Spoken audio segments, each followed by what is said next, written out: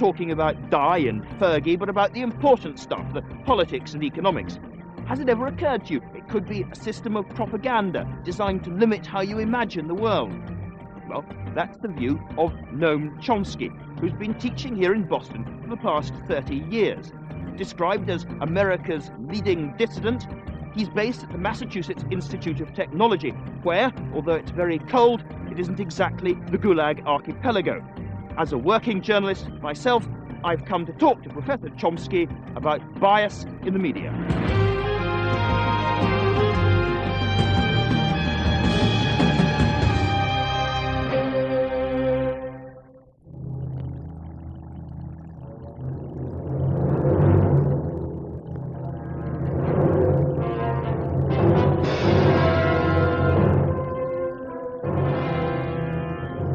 Orwell's nightmare, a place where propaganda rules, where thought is controlled.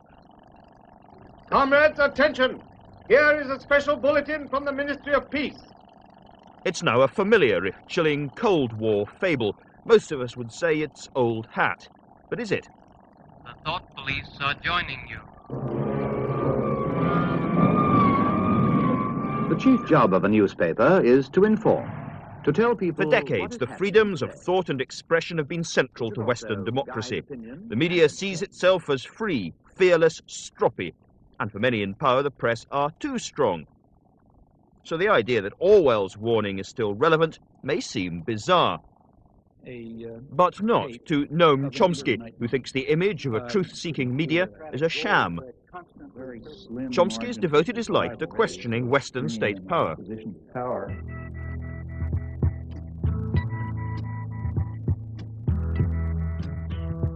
Having virtually invented modern linguistics by the age of 30, Chomsky joined the gathering swell of protest in the 60s.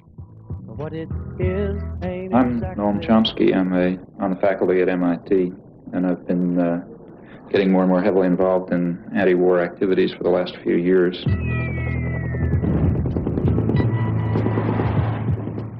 Since then, Chomsky has championed a brand of anarchism, becoming deeply hostile to established power and privilege. And in recent years, he's refined what he calls the propaganda model of the media. Well, on a brighter note, commercial break. The government has now... He claims that the mass media brainwash under freedom. Not only do the media systematically suppress and distort, when they do present facts, the context obscures their real meaning. Stop about every 1,000 miles ain't asking too much, is it? You might wish to stay on and listen. The invasion of East Timor by the Indonesian army caused indescribable slaughter. Hundreds of thousands died. But it was more or less ignored by the mainstream Western media because, Chomsky argues, we were selling arms to the aggressors. But wars where the West's interests are directly involved get a different treatment. For Chomsky, coverage of the Gulf War was servile. Trivial criticisms were aired, fundamental ones were ignored. Hello. I'm Umar. Very nice to see you. Hi. Naturally, Chomsky has numerous critics. Which chair has been allotted? Is the media so influential? I'm over here. Okay. Have dissident views really been excluded in an age of relative media diversity, in the age of the internet? Right. This is one of... What about Chomsky's own access? Okay. What about this very program? Okay, Andrew, in your own time. Professor Chomsky, could we start by listening to explain what the propaganda model, as you call it, is? For many people, the idea that propaganda is used by democratic rather than merely authoritarian governments will be a strange one. Well, the term propaganda fell into disfavor at around the Second World War, but in the 1920s and the 1930s, it was commonly used and, in fact, advocated, not by leading intellectuals, by the founders of modern political science, by Wilsonian progressives, and, of course, by the public relations industry, as a necessary technique to overcome the danger of democracy. The institutional structure of the media is quite straightforward. We're talking about the United States, but it's not very different elsewhere. The major, there are sectors, but the agenda-setting media, the ones that sort of set the framework for everyone else, like the New York Times and the Washington Post and so on, these are major corporations, parts of even bigger conglomerates, like other corporate institutions, they have a product and a market. Their market is advertisers, that is, other businesses. Their product is relatively privileged audiences, more or less. So they're selling audiences to They're other selling corporations. privileged audience. These are big corporations selling privileged audiences to other corporations. Now the question is, what picture of the world would a rational person expect to come out of this structure? Then we draw some conclusions about what you'd expect, and then we check, and yes, that's the picture of the world that comes out. And is this anything more than the idea that basically the press is relatively right-wing, with some exceptions, because it's owned by big business, which is a truism, is well known? Well, I would call the press relatively liberal. Here I agree with the right-wing critics. So especially the New York Times and the Washington Post, which are called, without a trace of irony, the New York Times is called the establishment left in, say, major foreign policy journals. And that's correct, but what's not recognized is that the role of the liberal intellectual establishment is to set very sharp bounds on how far you can go. This far and no further. Give me some examples of that. Well, let's take, say, the Vietnam War. Probably the leading critic, and in fact one of the leading dissident intellectuals in the mainstream, is Anthony Lewis of the New York Times, who did finally come around to opposing the Vietnam War about 1969, about a year and a half after corporate America had more or less ordered Washington to call it off.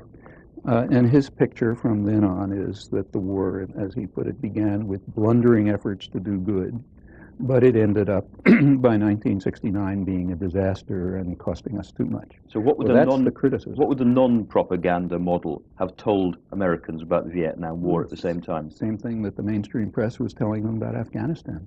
The United States invaded first of all, in the 1950s, it set up a standard Latin American style terror state which had massacred tens of thousands of people, but was unable to control a local uprising, and everyone knows, at least every specialist knows, that's what it was. And when Kennedy came in 1961, they had to make a decision because the government was collapsing under local attack, so the U.S. just invaded the country. In 1961, the U.S. Air Force started bombing South Vietnamese civilians, authorized napalm, crop destruction. Then in 1965, February 1965, the next major escalation took place against South Vietnam, not against North Vietnam. That was a sideshow. That's what an honest press would be saying, but you can't find a trace of it. Now, if the press is a censoring organization, tell me how that works. You're not suggesting that proprietors phone one another up, or that many journalists get their copy spiked, as we say? It's actually, Orwell, you may recall, has an essay called Literary Censorship in England, which was supposed to be the introduction to Animal Farm, except that it never appeared, in which he points out, look, I'm writing about a totalitarian society, but in free democratic England, it's not all that different. And then he says unpopular ideas can be silenced without any force. And then he gives a two-sentence response, which is not very profound, but captures it. He says two reasons. First, the press is owned by wealthy men who have every interest in not having certain things appear. But second, the whole educational system, from the beginning on through, just gets you to understand that there are certain things you just don't say. Well, spelling these things out, that's perfectly correct. I mean, the first sentence is what we expand. This is what I don't get, because it suggests that, I mean, I'm a journalist, people like me are self-censoring. No, not self-censoring. There's a filtering system that starts in kindergarten, goes all the way through, and it doesn't work 100%, but it's pretty effective. It selects for obedience and subordination. And especially, I think that's so stroppy people won't make it to positions of influence. Behavior problems, or if you read applications to a graduate school, you see that people will tell you he's not doesn't get along too well with his colleagues. You know how to interpret those things. I'm just interested in this because I was brought up, like a lot of people, probably post the Watergate film and so on, to believe that journalism was a crusading craft and that there were a lot of disputatious, stroppy, difficult people in journalism. And I have to say, I think I know some of them. Well, I know some of the best known investigative reporters in the United States. I won't mention names because whose attitude toward the media is much more cynical than mine. In fact, they regard the media as a sham. And they know, and they consciously talk about how they try to play it like a violin. If they see a little opening, they'll try to squeeze something in that ordinarily wouldn't make it through. And it's perfectly true that I'm sure you're speaking for the majority of journalists who are trained, have it driven into their heads that this is a crusading profession, adversarial, we stand up against power, a very self-serving view. On the other hand, in my opinion, I hate to make a value judgment, but the better journalists, and in fact the ones who are often regarded as the best journalists, have quite a different picture, and I think a very realistic one. How can you know that I'm self-censoring? How can you I know don't say that you're journalists self-censoring. I'm sure you believe everything you're saying. But what I'm saying is if you believe something different, you wouldn't be sitting where you're sitting. We have a press which has, seems to me, a relatively wide range of view. There is a pretty small c conservative majority, but there are left-wing papers, there are liberal papers, and there is a pretty large offering of views running from the far right to the far left for those who want them. I don't see how a propaganda model can... That's not quite true. I mean, there have been good studies of the British press, and you can look at them by James Curran as the major one, which points out that up until the 1960s, there was indeed a kind of a social democratic press which sort of represented much of the interests of working people and ordinary people and so on, and it was very successful. I mean, the Daily Herald, for example, had not only more, it had far higher circulation than other newspapers, but also dedicated circulation. Furthermore, the tabloids at that time, the Mirror and the Sun, were kind of labor-based. By the 60s, that was all gone, and it disappeared under the pressure of capital resources. What was left was overwhelmingly the sort of center to right press with some dissidents. It's true. I mean, we've got, I would say, a couple of large circulation newspapers which are left of centre, and which are putting in neo-Keynesian views which you call the elites are strongly hostile to. It's interesting that you call neo-Keynesian left of centre. I'd just call it straight center. I mean, not left of center is a value term, doesn't mean anything. Sure, you can. But there are extremely good journalists in England. A number of them, they write very honestly and very good material. A lot of what they write couldn't appear here. On the other hand, if you look at the question overall, I don't think you're going to find a big difference. And there aren't many studies of the British press, but the few that there are have found pretty much the same results, and I think the better journalists will tell you that. In fact, what you have to do is check it out in cases. So let's take, say, what I just mentioned, the Vietnam War. The British press did not have the kind of stake in the Vietnam War that the American press did, because they weren't fighting.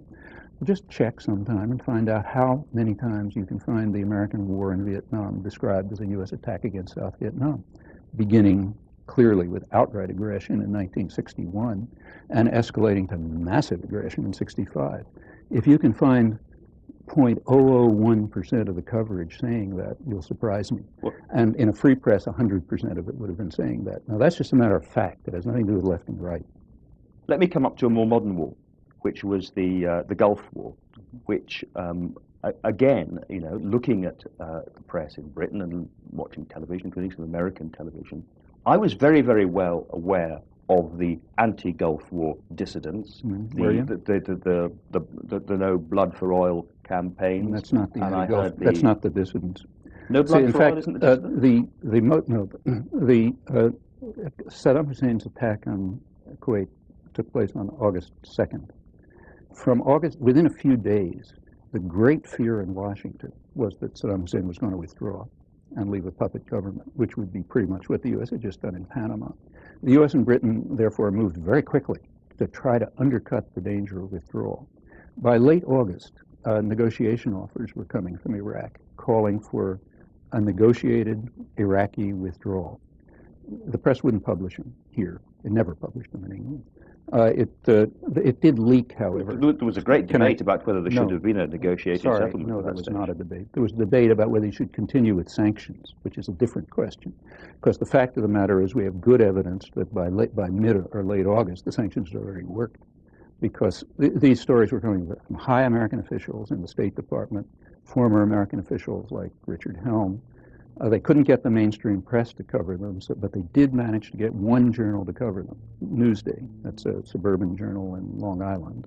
The purpose, obviously, being to smoke out the New York Times, because it's the only thing that matters. It came out in Newsday, and this continued, I won't go through the details, but this continued until January 2nd. At that time, the offers that were coming were apparently so meaningful to the State Department that State Department officials were saying that, look, this is negotiable, meaningful, maybe we don't accept everything, but it's certainly a basis for negotiated withdrawal. The press would not cover it. Newsday did. A few other people did. I have a couple of op-eds on it. And to my knowledge, you can check this, the first reference to any of this in England is actually in an article I wrote in The Guardian, which was in early January. You can check and see if there's an earlier reference. Okay, let's look at one of the other key examples, which you've looked at too, which would appear to go against your idea, which is the Watergate. Watergate is a perfect example. We've discussed it at length in our book, in fact, and elsewhere. It's a perfect example of the way the press was subordinated to power. But this brought down the president. Let me give you just a minute. Let's take a look. What happened there, here it's kind of interesting because you can't do experiments in history, but here history was kind enough to set one up for us. The Watergate exposures happened to take place at exactly the same time as another set of exposures, namely the exposures of COINTELPRO. Oh, sorry, you have to explain that. It's interesting that I have to explain it because it's vastly more significant than Watergate. That already makes my point. COINTELPRO was a program of subversion carried out not by a couple of petty crooks, but by the National Political Police, the FBI, under 4 administrations. It began in the late Eisenhower administration, ran up till... This is aimed at the Socialist Workers' Party of America. The Socialist Workers' Party was one tiny fragment of it. It began, by the time it got through, I won't run through the whole story, it was aimed at the entire New Left, at the women's movement, at the whole black movement. It was extremely broad. Its actions went as far as political assassination. Now, what's the difference between the two? Very clear. In Watergate, Richard Nixon went after half of U.S. private power, namely the Democratic Party, and power can defend itself. So therefore, that's a scandal. He didn't do anything. Nothing happened. Look, I was on Nixon's enemies list. I didn't even know. Nothing ever happened. But nonetheless, you wouldn't say it was an insignificant event. No, it was a case. It was a case where half of U.S. power defended itself against a person who had obviously stepped out of line. That's so, and the fact that the press thought that was important shows that they think powerful people ought to be able to defend themselves. Now, whether there was a question of principle involved happens to be easily checked in this case. One tiny part of the COINTELPRO program was itself far more significant in terms of principle than all of Watergate. And if you look at the whole program, I mean, it's not even a discussion. But you have to ask me what COINTELPRO is. You know what Watergate is. There couldn't be a more dramatic example of the subordination of the educated opinion to power here in England as well as in the United States. I know you've concentrated on foreign affairs and some of these key areas, things we've been talking a lot about domestic policy. But, well, I'd like to come on to that because it still seems to me that on a range of pretty important issues for the establishment, there is serious dissent. Right. Gingrich and his neo-conservative agenda in America has been pretty savagely lampooned. The apparently fixed succession for the Republican candidacy at the presidential election has come apart. Clinton, who is a powerful figure, is having great difficulty with Whitewater. Everywhere one looks, one sees disjunctures, openings. Within a spectrum so narrow that you really have to look hard to find it. Well, can I just stop you there? Because you say the spectrum is narrow, but on the one hand, we've got flat tax Republicans right the way through to relatively big state Democrats. Find one. Find a big state Democrat. The position now is exactly what Clinton said. The era of big government is over. Big government has failed. The war on poverty has failed. We have to get rid of this entitlement business. That was Clinton's campaign message in 1992. That's the Democrats. What you have now is a difference between sort of moderate Republicans and extreme Republicans. Actually, it's well known that there's been a long-standing sort of split in the American business community. It's not precise, but it's sort of general, between high-tech, capital-intensive, internationally oriented business, which tends to be what's called liberal, and lower-tech, more nationally oriented, more labor-intensive industry, which is what's called conservative.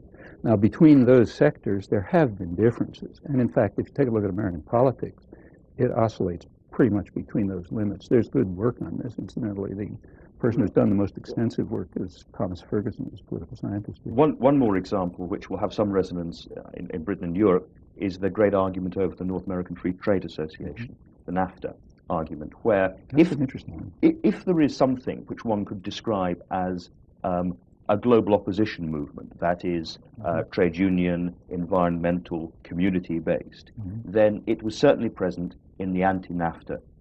Shall I tell you what happened? Well, Shall I tell you what happened? All I was going to say is that those arguments were well, we were well aware of those arguments. That is flatly false. They were not permitted into the press, and I've documented this.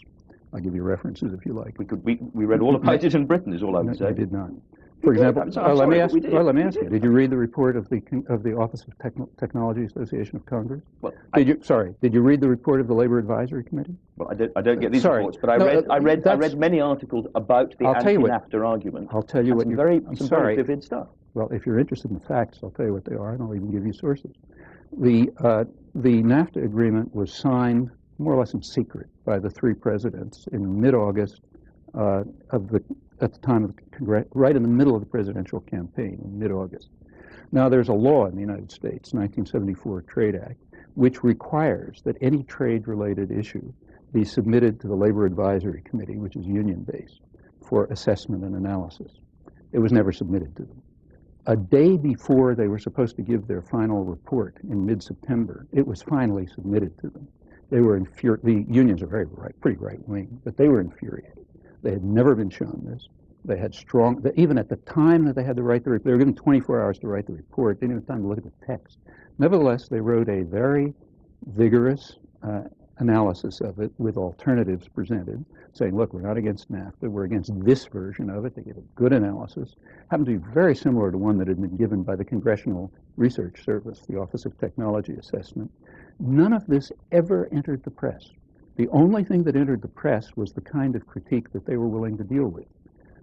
Mexico bashing, right-wing nationalists, and so on. That entered the press, but not the critical analysis of the labor movement. Well, now, somehow by process of osmosis or something, I picked up quite a lot of anti-NAFTA arguments on the basis of worker protection, environmental degradation. May I continue? This goes on in the press right until the end. By the end, there were big popular movements opposing it. It was extremely hard to suppress all of this, to suppress everything coming out of the labor movement, out of the popular movements, and so on, but they did. At the very end, it had reached such a point that there was concern that they might not be able to ram this through. Now, take a look at the New York Times and the Washington Post, say the liberal media, and the national ones in the last couple of weeks. And I'll tell you, I've written about it and tell you what you find. What you find is 100% support for NAFTA, refusal to allow any of the popular arguments out, tremendous labor bashing. Can I come back to make sure that I understand the point about the liberal press as against the conservative press? Because in Britain, over the last 2 years, politicians I come across are deeply irritated, ranging on furious, about attacks on them in the press, day after day, on issues which have come to be known as sleaze. They feel that they are harassed, that they are misunderstood, and that the press has got above itself, is uppity, and is destructive. That's the message that they are giving to us. Now, are you saying that that whole process doesn't matter, as it were, because it's all part of the same? I mean, when the press, the same thing is true here. When the press focuses on the sex lives of politicians, reach for your pocket and see who's pulling out your wallet. I mean, because those are not the issues that matter to people. I mean, they're very marginal interests. The issues that matter to people are somewhere else. So as soon as you hear, the press and presidential candidates and so on talking about values, as I say, put your hand on your wallet. You know that something else is happening. But it's been much more than, certainly with us, it's been much more than bed hopping. It's also been about taking money. Corruption, it's been about the corporations paying for corruption. Corrupt judges, fine topic. Corrupt parties. Corrupt party. Big business is not in favor of corruption. And if the press focuses on corruption, Fortune magazine will be quite happy. They don't care about that. They don't want the society to be corrupt. They want it to be run in their interest. That's a different thing. Corruption interferes with that. So, for example, when I just happened to come back from India, the Bank of India released an estimate. Economists there tell me it's low, that a third of the economy is black. meaning mostly rich businessmen not paying their taxes. Well, that makes the press, because in fact, certainly transnationals don't like it. They want the system to be run without corruption, robbery, bribes, and so on, just pouring money into their pockets. So yes, that's a fine topic for the press. On the other hand, the topics I've talked about are not fine topics because they're much too significant. What would a press be like, do you think, without the propaganda model? What would we be reading in the papers that we don't read about now? I've just given a dozen examples. On every example that, incidentally, you've picked, I haven't picked. I mean, I could pick my own, but I'm happy to let you pick them. On every one of those examples, I think you can demonstrate that there's been a severe distortion of what the facts of the matter are. This has nothing to do with left and right, as I've been stressing, and it has left the population pretty confused and marginalized. A free press would just tell you the truth. This has nothing to do with left and right. And given the power of big business, the power of the press, what can people do about this? They can do exactly what people do in the Haitian slums and hills, organize. In Haiti, which is the the poorest country in the hemisphere, they created a very vibrant, lively civil society in the slums, in the hills, in conditions that most of us can't even imagine. We can do the same much more easily. You've got community activists in America. Yes, you've got I'm not talking about the so-called communitarian movement, but I'm talking about the local community activists and writers all over the place. All over the place. Take, say, a city like Boston. And the way all sorts of people, they don't even know of each other's existence. There's a very large number of them. One of the things I do constantly is run around the country giving talks. One of my main purposes, and the purpose of the people who invite me, is to bring together people in that area who are working on the same things and don't know of each other's existence, because the resources are so scattered and the means of communication are so marginal, there isn't just much they can do about it. Now, there are plenty of things that are happening. So take, say, community-based radio, which is sort of outside the system. I was going to ask you about that and about the Internet, which has certainly got pretty open access at the moment. Well, the Internet is like most technology, is a very double-edged sword. It has, like any technology, including printing, it has a liberatory potential, but it also has a repressive potential. And there's a battle going on about which way it's going to go, as there was for radio and television and so on. About ownership and advertising. Right, and about just what's going to be in it and who's going to have access to it. Remember, incidentally, that the Internet is an elite operation. Most of the population of the world has never even made a phone call, so that's certainly not on the Internet. Nevertheless, it does have democratizing potential, and there's a struggle going on right now as to whether that's going to be realized or whether it will turn into something like a home marketing service and a way of marginalizing people even further. That discussion went on in the 1920s over radio, and it's interesting how it turned out. It went on over television, it's now going on over the Internet. And that's a matter of popular struggle. Look, we don't live the way we did 200 years ago or even 30 years ago. There's been a lot of progress. It hasn't been gifts from above. It's been the result of people getting together and refusing to accept the dictates of authoritarian institutions. And there's no reason to think that that's over. You've been portrayed, and some would say occasionally portrayed yourself as a lonely dissident voice. You clearly don't feel lonely at all. I say nothing like that. I certainly do not portray myself that way. I can't begin to accept a fraction of the invitations from around the country. I'm scheduled 2 years in advance. And at that, I'm only selecting a fraction of them. And you're speaking to big huge audiences. And these are not elite intellectuals either. These are mostly popular audiences. I probably spend 20 or 30 hours a week just answering letters from people all over the country and the world. I wish I felt a little more lonely. I don't. Of course, I'm not on NPR. I wouldn't be in the mainstream media, but I wouldn't expect that. Why should they offer space to somebody who's trying to undermine their power and to expose what they do? But that's not loneliness. Professor Chomsky, thank you very much.